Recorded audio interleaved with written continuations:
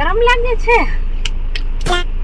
તો આજે સવારમાં 5:30 વાગ્યામાં હું એકદમ નાહી ધોઈને રેડી થઈ ગઈ હતી, કેમ કે અમારે જવાનું હતું અમદાવાદથી જામનગર।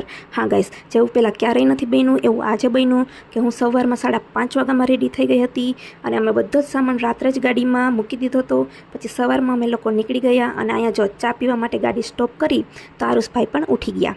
તો પછી એને હું થોડીક વાર રમાડતી હતી, ત્યાં તો નીરવ મારા માટે એકદમ ગરમા ગરમ મસ્ત મજાની ચા લઈ આવ્યો।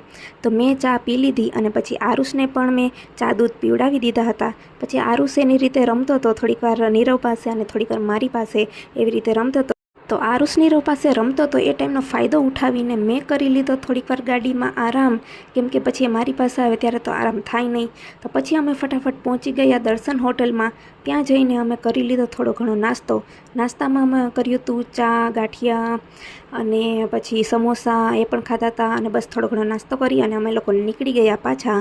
અને પછી રસ્તામાં મેં આરુષને પણ થોડું ઘણું ફ્રૂટ ને એવું ખવડાવી દીધું હતું અને જમી કરીને આરુષ સૂઈ ગયો હતો તો એને મેં ખોળામાં જ સુડાવી દીધો હતો અને પછી અમે લોકો પાછા નીકળી ગયા અને રસ્તામાં જમી અને પછી અમે પહોંચી ગયા જામનગર।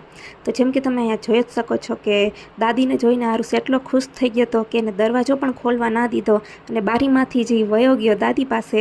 તો અહીંયા છે ને દાદી અને દાદા એના માટે રમકડા લઈ આવ્યા હતા થોડા ઘણા, તો ભાઈ તો જોઈને એકદમ ખુશ થઈ ગયા હતા અને તરત એનાથી રમવા માંડ્યા હતા। અને દાદાએ એની કાર છે ને એ પણ ચાર્જ કરીને રાખી હતી, તો ભાઈ જઈને સીધા એમાં બેસી ગયા હતા અને રમવા માંડ્યા હતા।